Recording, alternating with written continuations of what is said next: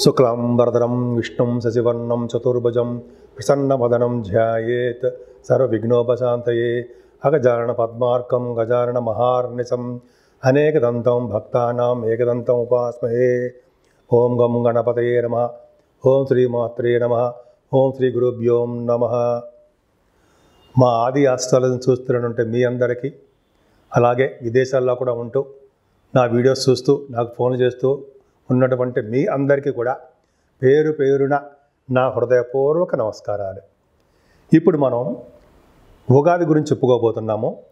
అంటే మార్చి 30 తారీఖున 2025 నుంచి 19 మార్చి 2026 వరకు కూడా ఉగాది వేడుకలు జరుగుతాయి. ముఖ్యంగా ఈ ఉగాదిని విశ్వావసు సంవత్సరము అంటాం. విశ్వావసు సంవత్సరం అంటే విశ్వావసు అనే రాజు గంధర్వుల రాజు అవుతాడు ఆయన. అంతేకాకుండానండి, ఈ ఉగాది అనేది ఆదివారం పూట మొదలవబోతోంది. అంటే ఆదివారం నాడు రాజు సూర్యభగవానుడు రవి ఈ సూర్యభగవానుడు రాజు అవుతాడు. అలాగే మంత్రి చంద్రుడు అవుతాడు. సూర్యభగవానుడు రాజు అవడం వల్ల దేశంలో అల్లకొల్లాలు, అలాగే అగ్ని ప్రమాదాలు, రాజకీయాల్లో మార్పులు, అగ్ని ప్రమాదాలు, ఇందాక చెప్పినట్టుగా అగ్ని ప్రమాదాలు ఎక్కువ ఉండడము, జలప్రణయాలు, వీటికి కారణం కూడా సూర్యభగవాను వల్ల జరుగుతుంది. అలాగే చంద్రుడు మంత్రి అవడం వల్ల ఈ సంవత్సరం మొత్తం కూడా పంటలు సస్యశ్యామలంగా పండుతాయి. అంతేకాదండి, ఈ విశ్వావసు సంవత్సరంలో ఈ విశ్వావసు అనే రాజు గంధర్వ లోకానికి రాజు అవుతాడు ఆయన.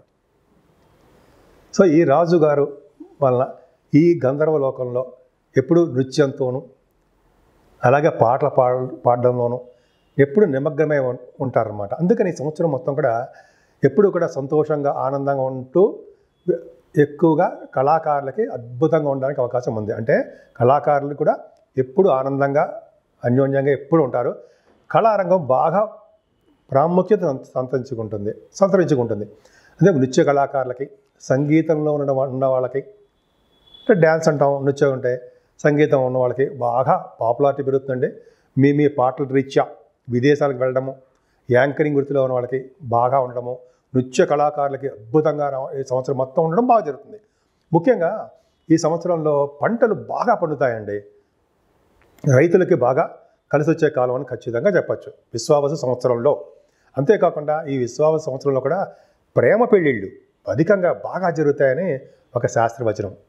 ఇప్పుడు మనం విశ్వావసు సంవత్సరంలో 12 రాసుల వాళ్ళకి ఎలా ఉండబోతోంది తెలుసుకుందామండి. ఈ ఉగాది నుంచి అండి విశ్వావసు సంవత్సరంలో శని ప్రభావం చాలా ఎక్కువ ఉంటుంది. సిగ్నిఫికెంట్ చేంజెస్ బాగా ఉంటాయి. చాలామందిలో స్పిరిచువల్ డెవలప్మెంట్స్ ఎక్కువ ఉంటాయి. అంటే ఎక్కువగా ఆధ్యాత్మికత ఎక్కువ ఉండడము, యోగాలు, మెడిటేషను, వాకింగు, సింపుల్సిటీగా ఉండడము, ఇవన్నీ చాలామందికి అలవాటు చేసుకుంటారు. అంతేకాకుండా చెడు అలవాట్ల నుంచి దూరంగా కూడా చాలామంది ఉండడానికి అవకాశాలు ఈ శని ప్రభావం వల్ల ఎక్కువ ఉంటుంది.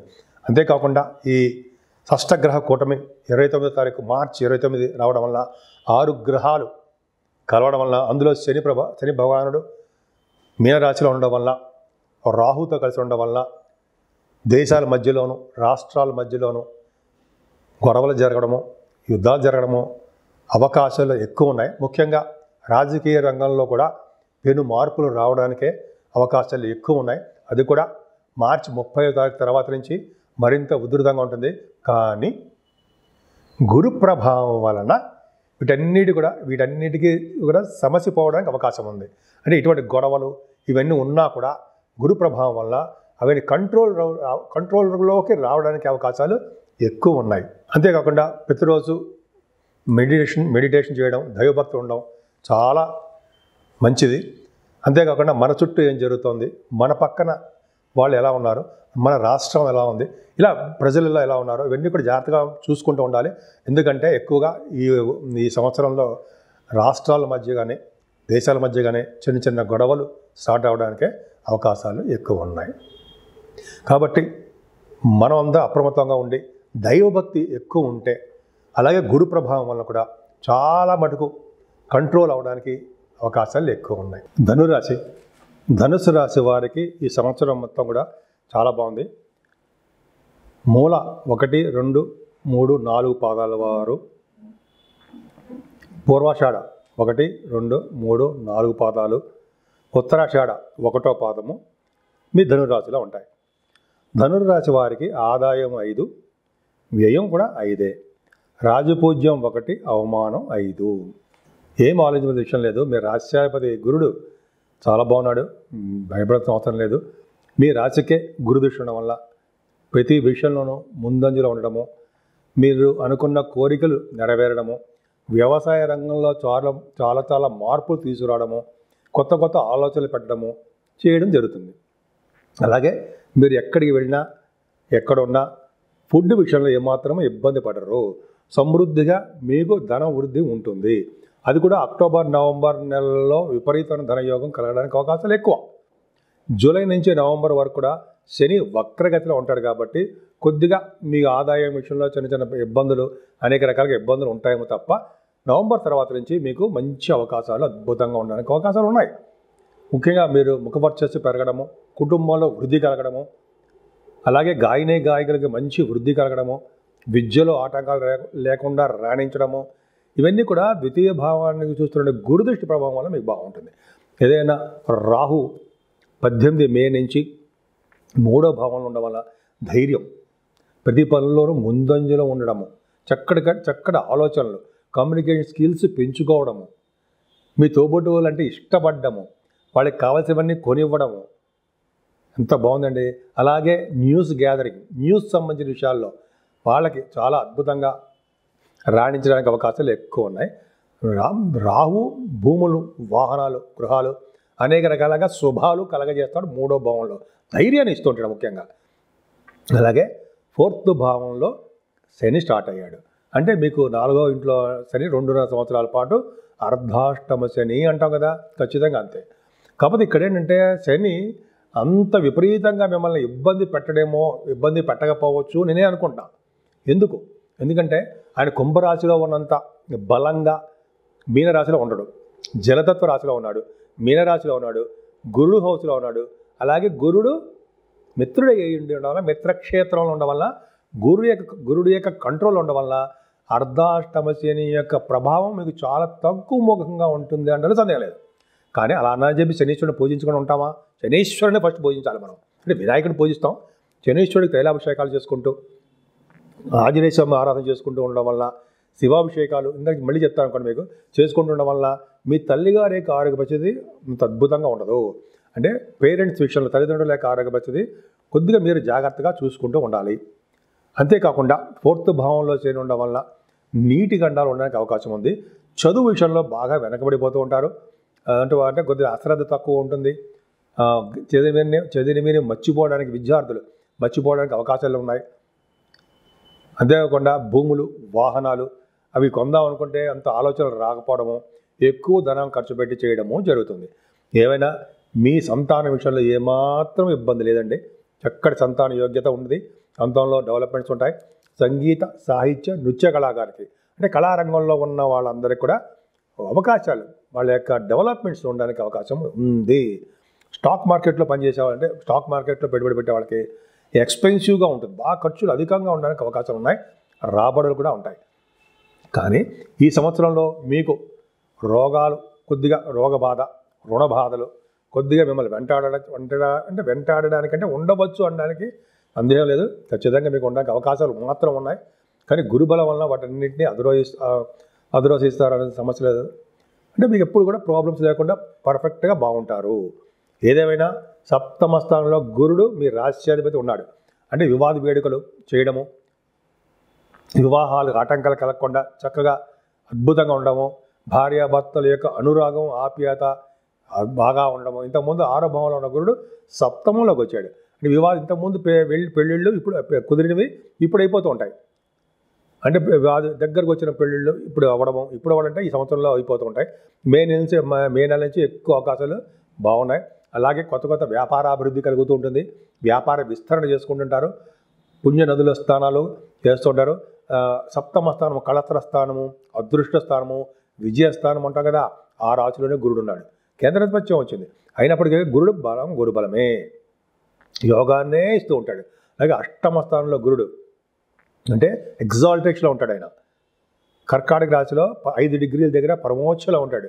కాబట్టి అష్టమ స్థానంలో గురుడు లా రిలేటెడ్ మ్యాటర్స్ ఏమైనా ఉంటాయి, కోర్టు సంబంధించిన వ్యవహారాల్లో అవి విజయం సాధిస్తారు మీరు. అంటే ఆస్తిపాస్తులు మీకు రావడము, పూర్వీకుల ఆస్తిపాస్తులు రావడము, ఆరోగ్యవంతులుగా ఉండడము, ఐశ్వర్యవంతులుగా ఉండడము, ఇవన్నీ కూడా మీకు బాగా అవకాశాలు ఎక్కువ ఉన్నాయి. అది అష్టమ స్థానంలో గురుడు తలవంతలంబగా వచ్చే ఆదాయం ఉండడము జరుగుతుంది. భాగ్యస్థానంలో కేతు ఉన్నాడు సరే, అది ఒక గొప్ప విధంగా అదృష్టం అని చెప్పాలంటే. ఈ సంవత్సరం మొత్తం కూడా మీరు ఎక్కువ పుణ్యక్షేత్ర దర్శనాలు చేస్తూనే ఉంటారు. గురువుగారిని దర్శిస్తూనే ఉంటారు. గురువు గారిని పీఠాధిపతులని సందర్శిస్తూ ఉంటారు.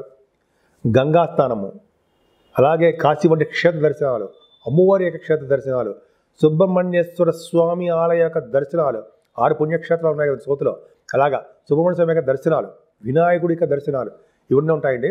భాగ్యంలో ఉన్న కేతు విదేశాల పర్యటన చేస్తారు మీరు. ఉన్నతమైన విద్యారీత్యా, అంటే ఉద్యోగ రీత్యా, విద్యారీత్యా, వ్యాపారాల రీత్యా మీరు విదేశాలు వెళ్ళడానికి అవకాశాలు ఎక్కువ. అంతేకాకుండా మీరు చేస్తున్న వ్యాపారాలు, ఎలక్ట్రిసిటీ, ఎలక్ట్రానిక్స్, ఈ రియల్ ఎస్టేట్ రంగాలు బాగా డెవలప్మెంట్స్ మీకు బాగా ఉంటాయండి. ఫుడ్ బిజినెస్లు ఇవన్నీ కూడా మీకు భాగ్యస్థానం విపరీతంగా ఉంది, బాగుంది, అందులో డౌటే లేదు. ఒక 4th భావంలో శని తప్ప మిగతాదంతా బాగుంది. కేతు ప్రభావం వల్ల మీకు ఇంకా చెప్పాలంటే రాజకీయ రంగంలో పదవులు రావడానికి అవకాశాలు ఎక్కువ ఉంటాయి. దశమంలో రవి బుధులు యాక్చువల్గా అండి మీరు ఛాలెంజింగ్గా ఉంటుందండి. మీ కెరియర్ ఛాలెంజింగ్గా ఉంటుంది. అంటే సపోజ్ మీరు ఉద్యోగ రీత్యా మీరు బాగా ఛాలెంజింగ్గా చేయవలసి వస్తుంటుంది. ప్రమోషన్స్ వస్తాయి. రవి బుధులు కూడా దశమంలో ఉన్నారు కాబట్టి బుధాదిత్య యోగం, శని దృష్టి ఉంది కాబట్టి కొద్దిగా మీరు కోల్ రంగంలో ఉన్న వాళ్ళకి, ఆటోమొబైల్ ఇండస్ట్రీస్లో ఉన్న వాళ్ళకి, అలాగే సాఫ్ట్వేర్ రంగ ఉద్యోగస్తులకి, ఆటోమొబైల్ ఇలా శని కారకత్వంలో ఉన్న ఉద్యోగులకి కొద్దిగా వాళ్ళకి భద్రత తక్కువగా ఉంటుంది. ఉద్యోగాలు రావడానికి కొద్దిగా లేట్ అయిపోతూ ఉంటుంది. ఉద్యోగాల్లో ఉన్న వాళ్ళకి ప్రమోషన్స్ తక్కువగా ఉండడానికి అవకాశాలు ఉన్నాయి. ఏదైనా ఛాలెంజింగ్గా ఉంటుందని మీకు ఉద్యోగాల రీత్యా మీకు బదిలీలు ఉండడానికి అవకాశాలు ఎక్కువ కనిపిస్తున్నాయి. బహుశా మరో కొన్ని సందర్భాల్లో ఫ్యామిలీని వదిలి దూరంగా వెళ్ళవలసి వస్తుంది. ఆ ఫ్యామిలీకి వాళ్ళకి కూడా ఇష్టం ఉండదు. మీ తల్లిదండ్రులకు కానీ, మీ భార్య గారికి కానీ, భర్త గారికి కానీ ట్రాన్స్ఫర్స్ అవ్వడం కొద్దిగా వాళ్ళకి కూడా అంత ఇష్టం ఉండదు. బట్ ఏంటంటే బదిలీలు మీకు ఉండడానికి అవకాశాలు ఎక్కువ ఉన్నాయి. సాఫ్ట్వేర్ రంగ ఉద్యోగస్తులకి జాగ్రత్తగా మీరు జాబ్ చేసుకోవాల్సిందే. ప్రమోషన్స్ తక్కువగా ఉండడానికి అవకాశాలు ఉన్నాయి. కానీ లాభస్థానానికి 11వ స్థానానికి గురుదృష్టి ఉండడం వల్ల, 9వ భావంలో కేతు ఉండడం వల్ల ఖచ్చితంగా మీ లాభాలు బాగానే ఉంటాయి, ఎప్పటికీ చెడిపోవు. మీకు చేస్తున్న వ్యాపారాభివృద్ధి ఎక్కువ ఉండడానికి అవకాశం ఉంది. ఏదైనా మీ రాశి వారికి అంటే ధనుర్రాశి వారికి 12వ భావంలో రవి, బుధ, కుజులు నవంబర్ నెలలో ఉంటారు. పైగా గురుదృష్టి ఉంది. అంటే ఎక్కువగా ఫారిన్ కంట్రీస్ వెళ్ళడానికి అవకాశాలు ఉంటాయి. ఎక్కువ ఖర్చు పెట్టేస్తూ ఉంటారు. సన్మానాలు జరుగుతూ ఉంటాయి మీకు. అంటే పుణ్యక్షేత్ర దర్శనాలు అంటుంటాం కదా, అంటే అన్నదానానికని, వస్త్రదానానికని కొన్ని చాలా మటుకు మీరు బాగా ఖర్చు పెట్టేస్తుంటారు. స్పెండ్ థ్రిఫ్ట్ అవన్నీ మీకు ఖర్చు అవ్వడానికి అవకాశాలు ఎక్కువ ఉన్నాయి. ఏదేమైనా మీ రాశి గురుదృష్టి ఉండడం వల్ల, ద్వితీయ భావానికి గురుదృష్టి ఉండడం వల్ల, మీ రాశికే గురుబలం ఉండడం వల్ల, అంటే గురువు యొక్క ప్రభావం మీకు ఎక్కువ ఉంది. మీరు దేనికి కూడా భయపడవలసిన విషయం కానీ, ఆలోచించవలసిన విషయం కానీ ఏమాత్రం లేదు. అన్ని సక్రమంగానే అన్ని పనులు జరుగుతుంటాయి. మీ పేరెంట్స్ యొక్క ఆరోగ్యం మాత్రం జాగ్రత్తగా చూసుకోండి. 4th భావంలో శని ఉన్నాడు కాబట్టి ఆయన కొద్దిగా మిమ్మల్ని ఇబ్బంది పెడతారు. కాబట్టి శనికి తైలాభిషేకాలు చేయించుకుంటడం వలన శని వలన వచ్చే దోషాలు చాలా మటుకు పరిహారం అవుతాయి. సో ఈ విధంగా మీ రాశి వాళ్ళు పూజించవలసిన దేవుడు సూర్యభగవానుడు ఆరాధన, అలాగే వెంకటేశ్వర స్వామి క్షేత్ర దర్శనాలు చేసుకోవడం వలన, నిరంతరము సుబ్రహ్మణ్యేశ్వర స్వామిని గణపతి ఆరాధన చేయడం వలన అన్ని రంగాల్లో మీరు ముందంజలో ఉంటారు.